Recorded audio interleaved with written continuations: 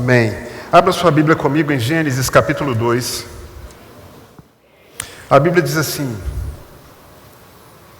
Assim, pois, foram acabados os céus e a terra e todo o seu exército. E havendo Deus terminado no dia 7º a sua obra que fizera, descansou nesse dia de toda a sua obra que tinha feito. E abençoou Deus o dia 7º e o santificou, porque nele descansou de toda a obra como o Criador fizera.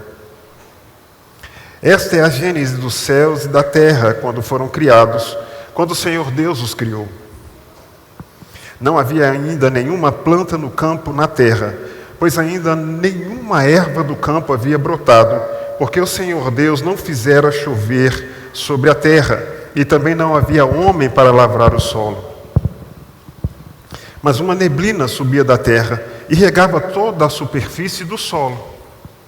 Então formou o Senhor Deus ao homem do pó da terra, e lhe soprou nas narinas o fôlego de vida, e o homem passou a ser alma vivente.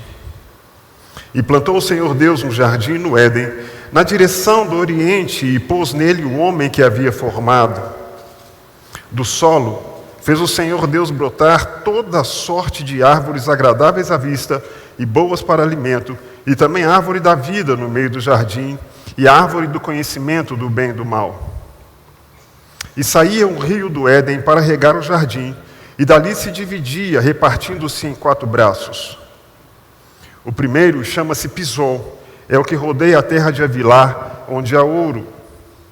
O ouro dessa terra é bom, também se encontram lá o bidélio e a pedra de ônix. O segundo rio chama-se Gion, é o que circunda a terra de Cuxi. O nome do terceiro rio é Tigre, é o que corre pelo oriente da Síria, e o quarto é o Eufrates. Até aí, nós vamos ler. Agora, eu gostaria que a gente voltasse lá no capítulo 1.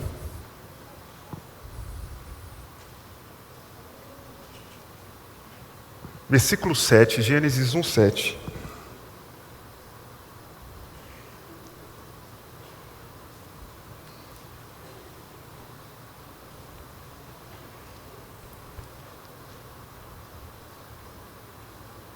Desculpe, vamos um pouquinho mais para frente para a gente ganhar tempo.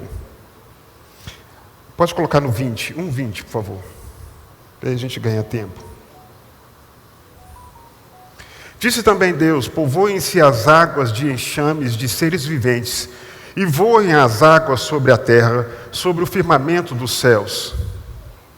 Criou, pois, Deus os grandes animais marinhos, e todos os seres viventes que rastejam, os quais povoavam as águas segundo as suas espécies, e todas as aves segundo as suas espécies, e viu Deus que isso era bom. E Deus abençoou, dizendo: sede fecundos, multiplicai-vos, e enchei as águas dos mares, e na terra se multipliquem as aves. Houve tarde e manhã, o 5º dia.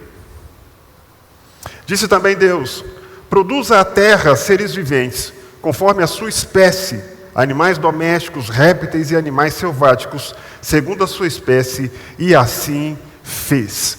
Preste atenção numa coisa. Vamos começar por aqui, depois nós vamos voltar lá para o capítulo 2, porque eu quero que você entenda uma coisa. Quando Deus estava criando os animais, Ele deu uma ordem ao potencial das águas e deu uma ordem ao potencial da terra. Produza as águas, produza a terra. Você sabia que mais de 70% do seu corpo é água? E que todos os elementos que compõem a terra estão em você?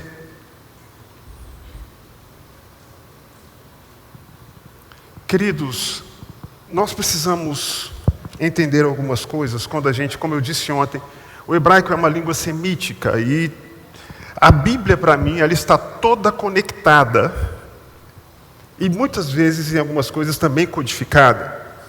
E eu quero te chamar hoje para fazer uma viagem comigo aqui nesse texto.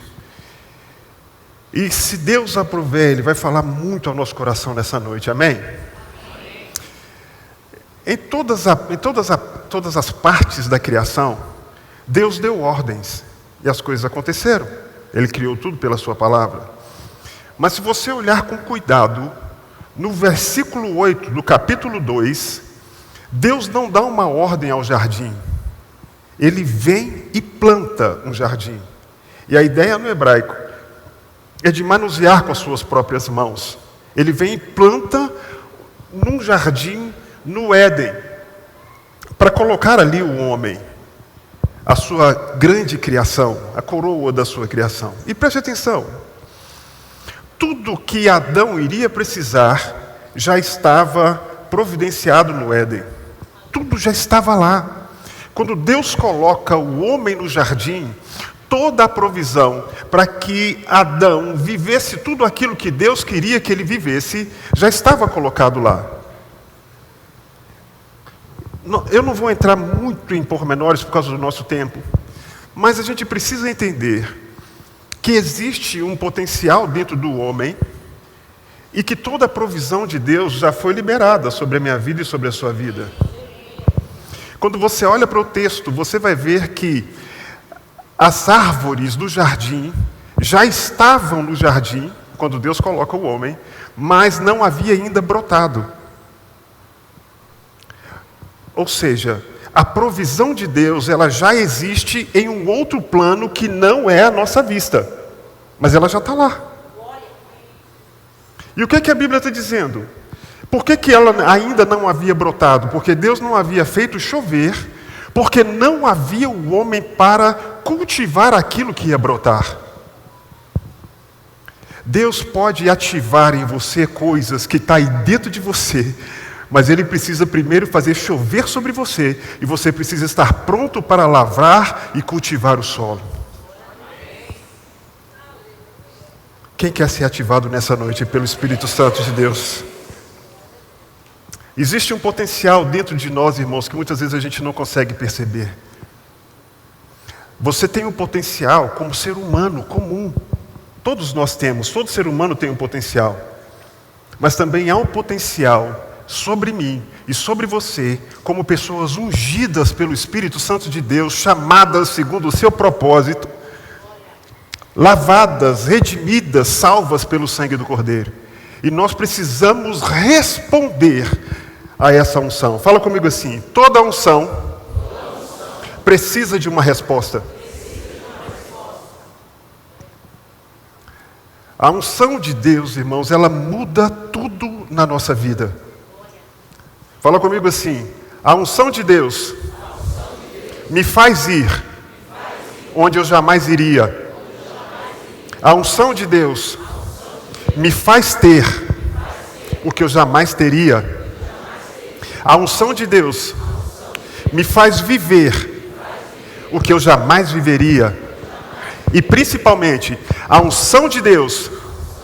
Ei, que alegria, meu Deus, que tristeza. Fala direito, sangue de Jesus. Fala comigo assim: a unção de Deus me faz ser o que eu jamais seria sem ela. Essa unção de Deus que está sobre vocês, está sobre este lugar, está sobre as nossas vidas, precisa de uma resposta. Adão vacilou na resposta que ele tinha que dar sobre tudo aquilo que Deus havia colocado sobre ele. E quando Deus planta o jardim e coloca o homem nesse jardim, o jardim, irmão, você já parou para pensar, por que Deus, de todos os ambientes que Ele poderia criar, Ele criou um jardim para colocar o homem?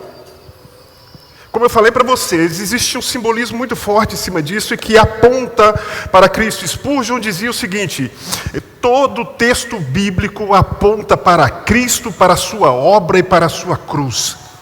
Lá na igreja eu costumo dizer o seguinte: olha, que está lá, está. A gente pode até não ver, mas está lá. Está lá.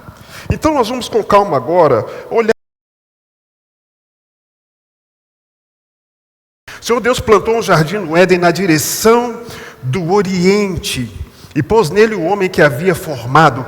Preste atenção, todos os altares na Bíblia estão voltados para o Oriente. O jardim era um altar. Todos os jardins, Todos os altares da Bíblia estavam voltados para o Oriente. Oriente significa a origem da luz. Preste atenção no que eu vou te dizer. A Bíblia diz que na viração do dia, Deus vinha se encontrar com o homem, se relacionar com o homem. Engraçado que a gente inverteu a ordem do culto, né? A gente que vem para o culto bíblico é Deus que vem sobre mim e sobre você. Entende isso? Onde você estiver tem que ser um culto e tem que ser um altar de adoração a esse Deus, e Deus tem que vir onde você está. Agora preste atenção, Deus vinha se encontrar com o homem na viração do dia. O que é a viração do dia? É quando o dia ia virar noite. Agora veja bem, Adão estava no jardim. Quando o dia ia virar noite, porque o sol ia se pôr, o próprio Deus chegava no jardim, e o jardim que estava virando noite ficava mais claro do que o dia por causa da presença do nosso Deus. Já parou para pensar nisso? Já parou para pensar nisso? E o que Adão não entendeu? Éden, irmãos, é uma palavra hebraica que não foi traduzida, ok? Éden significa delícia. O que Adão não entendeu? Que a maior delícia do jardim não era o fruto, não eram as coisas que tinha no jardim, mas era a própria presença de Deus. Era a própria graça de Deus, era Deus presente no jardim, para se encontrar com o homem. Era a maior delícia que tinha. E Deus, como eu disse, Ele já havia providenciado tudo ali para Adão. E coloca o homem ali, e coloca assim, ó, árvores. Vamos lá no versículo para não ficar falando assim solto com você. E o Senhor Deus plantou um jardim na direção do Oriente, e pôs nele o homem que havia formado. Do solo o Senhor Deus fez brotar todo tipo de árvores, agradáveis à vista, boa para alimento, e também a árvore da vida. Está falando dos 3 níveis do homem. Ok? Agradáveis à vista, boa para alimento, agradável à vista, corpo, alguns falam que é alma, mas para mim é corpo, boas para alimento, o nível da alma, e a árvore da vida, o nível do espírito. Tudo na Bíblia vai apontar para isso. Quando se fala do jardim, você tinha o jardim, você tinha o Éden, o segundo espaço, e você tinha o campo. 3 espaços, 3 partes do homem, 3 partes do tabernáculo: corpo, alma e espírito. Campo, lugar, Éden, e o jardim no Éden. Átrio, lugar santo e santos dos santos. Estão me entendendo? Se eu estiver indo muito rápido, vocês falam comigo, tá bom? Eu quero que vocês entendam algumas coisas aqui. E um rio saía do Éden para regar o jardim, e de lá se dividia em 4 braços. Como eu disse para vocês ontem, a palavra que foi traduzida para nós aqui como braços, na verdade é rosh, que é a cabeça principal, líder, direcionamento. 4 roches na vida de cada um de nós. Agora vamos lá. O nome do primeiro chama-se Pison, que traduzido é aumento, ou, segundo Joséfo, plenitude. Preste atenção, que Deus quer e se alegra de que você viva a plenitude do que Ele tem para você. Irmãos, Deus coloca um potencial dentro de mim e dentro de você. E por algum motivo, por circunstâncias da vida, por coisas que nos aconteceram, muitas vezes nós somos levados a acreditar que se nós usarmos todo esse potencial, Deus não vai se agradar. Deus não pode ser incoerente. Se Deus colocou um potencial dentro de você, é porque esse potencial tem a ver com o propósito. Fala comigo assim: potencial tem a ver com propósito. Deus já sabia o propósito para a sua vida, e Ele colocou você, encheu você de um potencial, para que você cumpra esse propósito, e cumprindo esse propósito, o nome dEle vai ser exaltado. Deus não poderia colocar um propósito, um potencial em mim e em você, e ficar triste que você usasse esse potencial. O problema é que muitos usam para o mal, mas eu e você não. Nosso potencial tem a ver com o reino. Nós somos chamados, nós somos sarados, nós somos libertados para fazer com que esse reino se expanda. Amém ou não amém? Viu que eu aprendi? Amém ou não amém? Eu frendi. Então veja bem, o primeiro rio, significado, plenitude. Você quer saber da plenitude do Espírito? Só um que quer saber. Oh, glória a Jesus. Um quer saber. Por que você quer saber? Eu vou falar para você. Abra sua Bíblia comigo em Isaías, capítulo 11.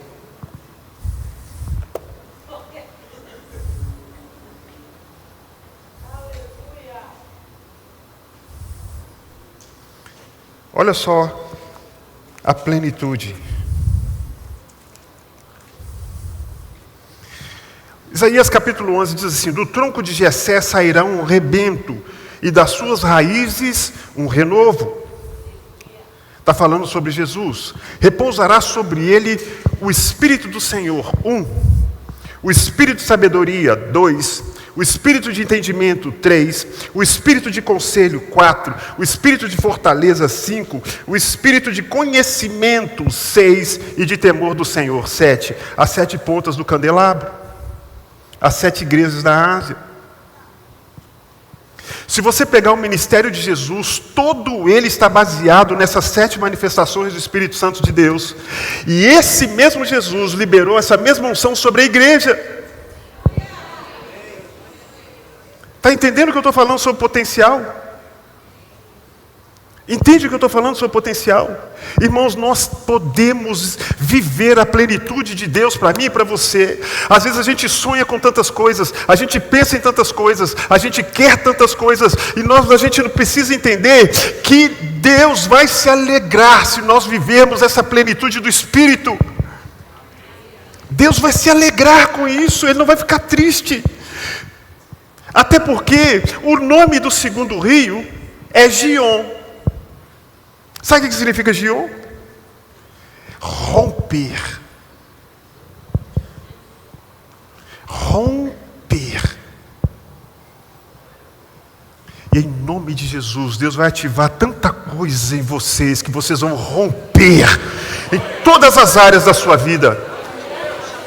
Você vai romper na sua área familiar, na sua área financeira, na sua área ministerial. Você vai romper sobre o sobrenatural. Você vai romper no seu trabalho. Você vai romper na unção de Deus sobre a sua vida. Você vai romper no seu ministério. Em nome de Jesus, Deus vai fazer você romper.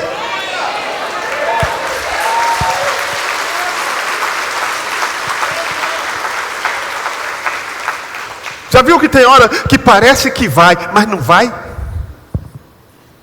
Parece que chega na portinha, mas volta de novo. Aí fala: Jesus, é agora vai. Aí não vai.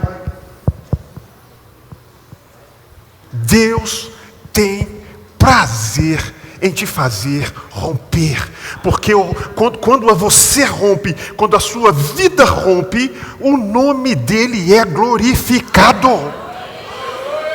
Se você viver o potencial, se esse potencial que está dentro de você romper para fora de você e alcançar a plenitude, Deus será glorificado. Não tenha medo de viver as promessas de Deus, não tenha medo de viver o propósito de Deus, não tenha medo de se entregar a Deus.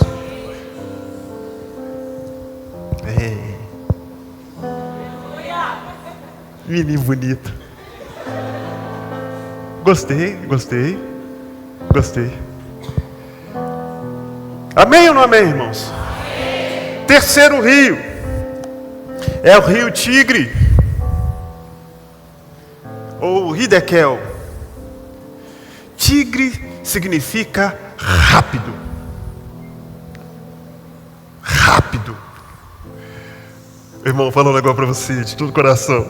Olha para o pretinho de Jeová aqui.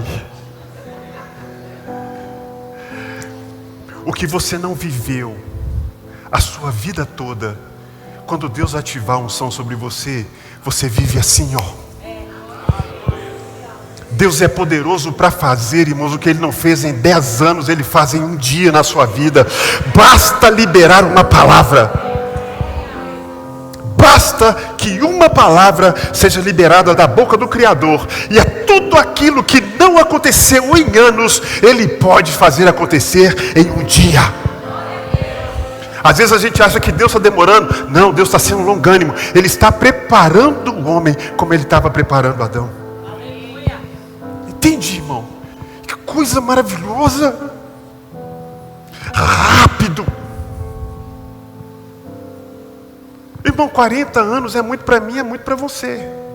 Para Deus não é nada. Para Deus não é nada. Abraão ficou esperando 25 anos, irmãos. 25 anos. E aí passa um tempinho, a gente acha que, nossa, Deus está demorando, eu vou desistir, eu vou deixar para lá, eu acho que Deus não tem isso para mim. Não. Lembra de ontem? Eu não abro mão de 1 centímetro da vontade de Deus para mim. Eu quero tudo.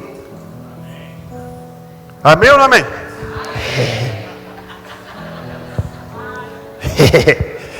Eu aprendi, vou falar isso lá em BH.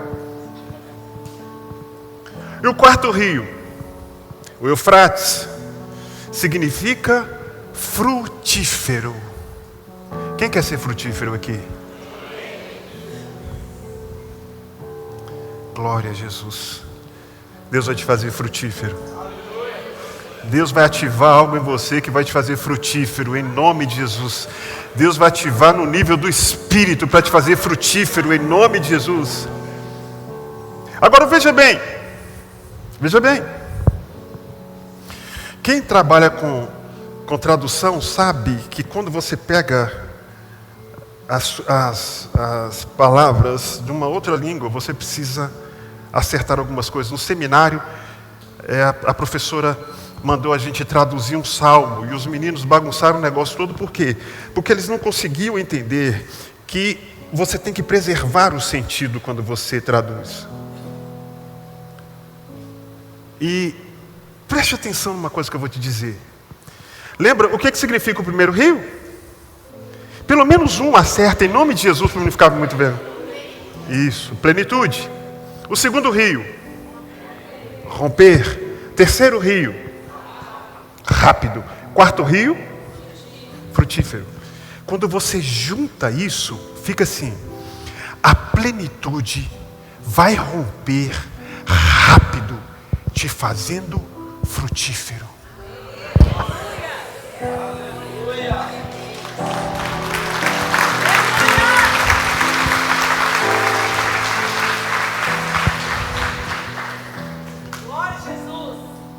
Era isso que estava para Adão acontecer. A plenitude vai romper rápido, te fazer frutífero. O que Adão não entendeu é que isso não se tratava simplesmente do jardim, mas era dele. Era para ele. E ele não entendeu. Agora veja bem. Adão foi colocado no jardim para quê? Para cuidar, né? Para lavrar e cuidar do jardim. Sim ou não? Esqueci. É amém ou não amém? Amém. Aí vocês respondem. Agora olha só.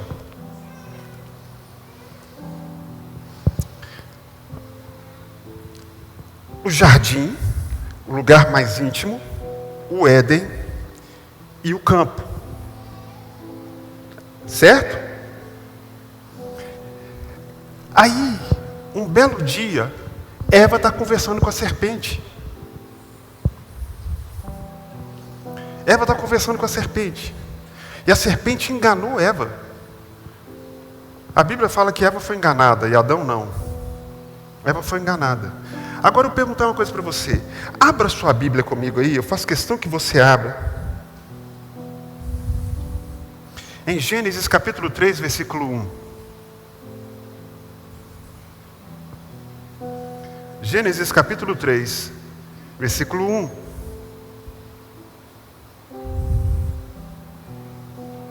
Olha o que está escrito. Mas a serpente, mais sagaz que todos os animais selváticos, em algumas versões diz, do campo.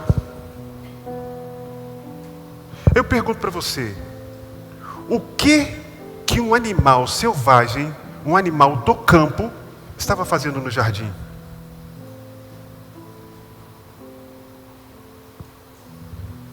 A serpente não era um animal do jardim. Jardim, Éden e campo. No campo ficavam os animais selváticos. O campo era o lugar de morte, assim como o átrio é o lugar de morte. É por isso que você vai ver que quando Abel vai matar Caim, ele fala, vamos comigo ao campo.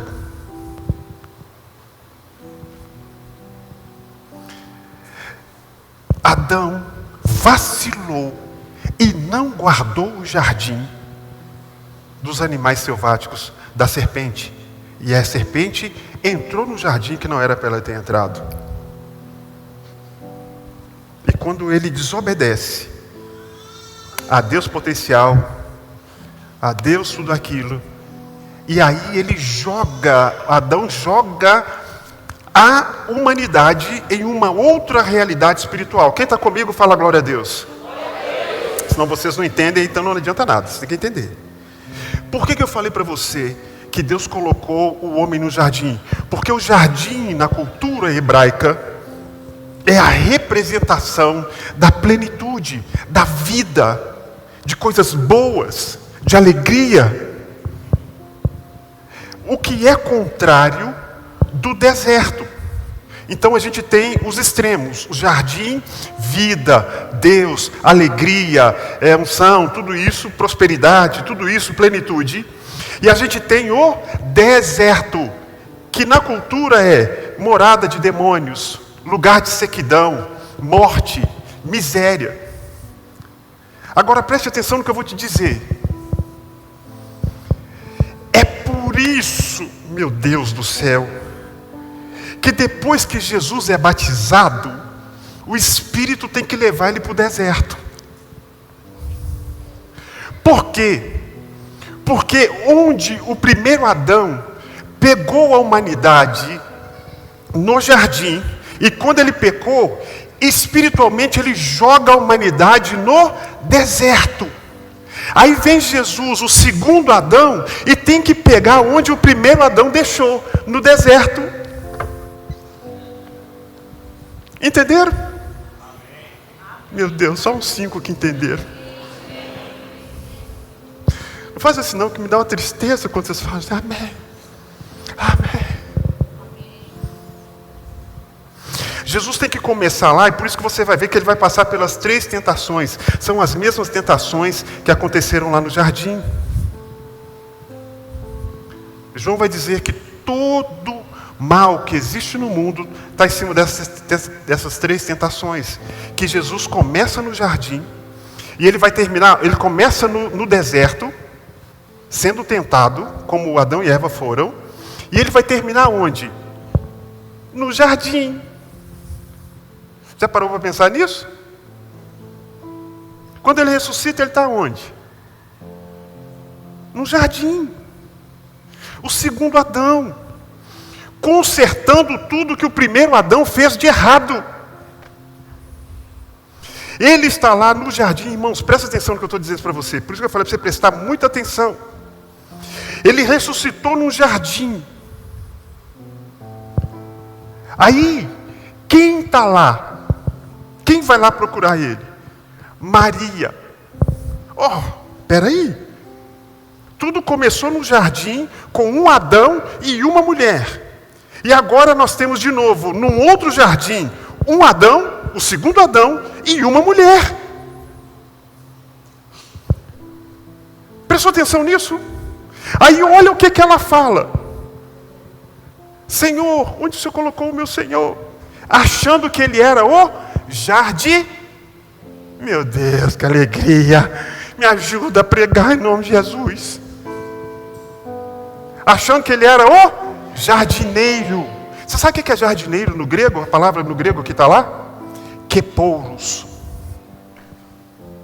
Quepouros. Sabe o que significa quepouros?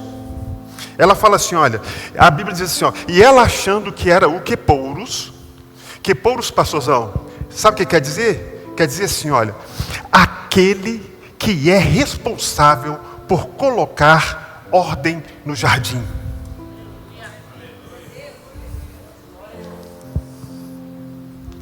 Jesus veio colocar ordem no jardim.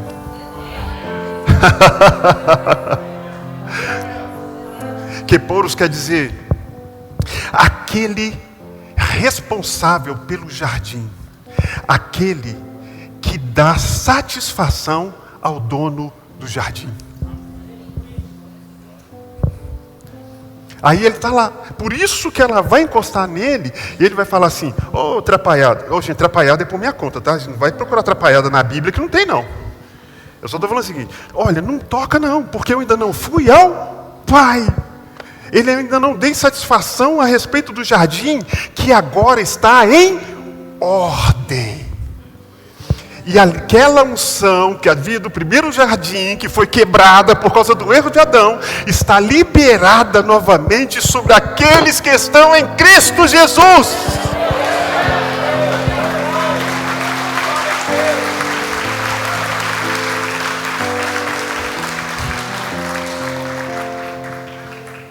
Entende isso? Entende isso? Só que tudo que Jesus faz tem que ser maior e melhor do que o primeiro Adão. Tudo que ele faz tem que ser maior e melhor do que o primeiro Adão. Então, em vez de ele construir o jardim de novo e nos colocar no jardim, ele colocou o jardim dentro de mim e dentro de você.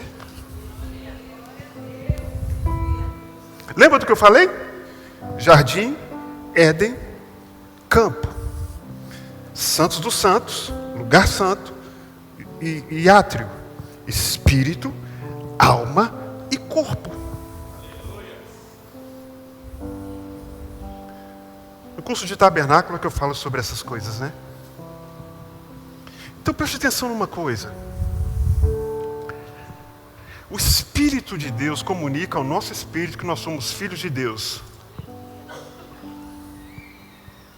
Nós até cantamos isso, irmãos. É que a gente não presta muita atenção. Meu orgulho me tirou do jardim, sua humildade colocou jardim em mim. Se eu vendesse tudo que tenho, em troca do amor eu falharia. O jardim está dentro de mim, dentro de você. A gente só tem que lavrar e cuidar, para que senão a serpente que é do campo quer entrar. Ela não pode entrar. Porque quando ela entra, o potencial humano e o potencial divino sobre nós fica comprometido. Então ela não pode entrar no jardim. João 7. Eu já estou finalizando. João 7.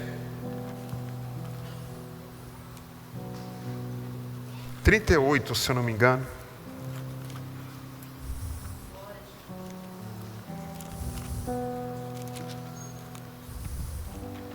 Isso. Lembra que eu falei ontem dos detalhes? A riqueza dos detalhes da palavra. Preste atenção no que está escrito. Em nome de Jesus. Quem crer em mim, Jesus que está falando.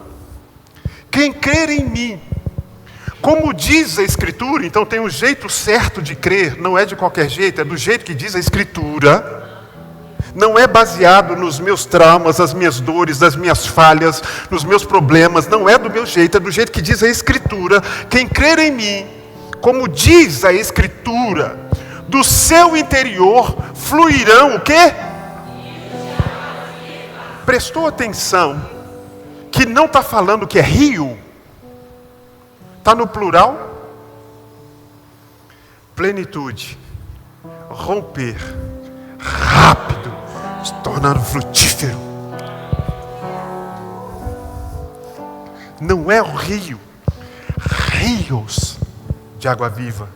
A plenitude vai fluir sobre você, vai ser ativada sobre você. O romper, a capacidade de romper vai ser ativada sobre você de maneira rápida. E isso vai te tornar frutífero em nome de Jesus. 39, 7:39.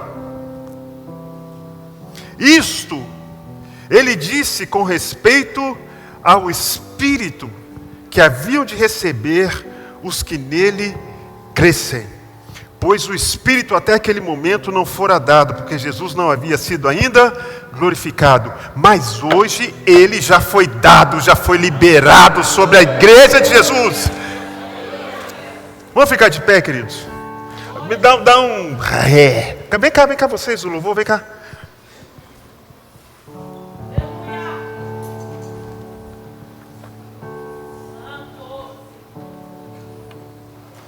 Às vezes você fica assim, Senhor, o Senhor falou tanta coisa, mas não está acontecendo nada.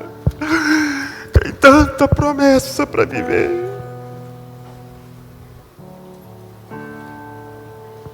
Tem tanta promessa para viver.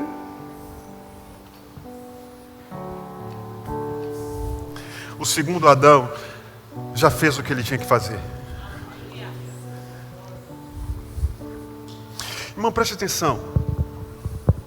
Efésios diz que o Senhor já nos abençoou, passado,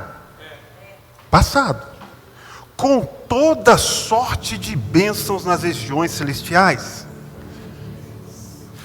A Bíblia não diz que Ele vai nos abençoar com toda sorte de bênçãos. A Bíblia diz que Ele já nos abençoou com toda sorte de bênçãos. Já está sobre a igreja. O Espírito já foi liberado. A graça já foi derramada.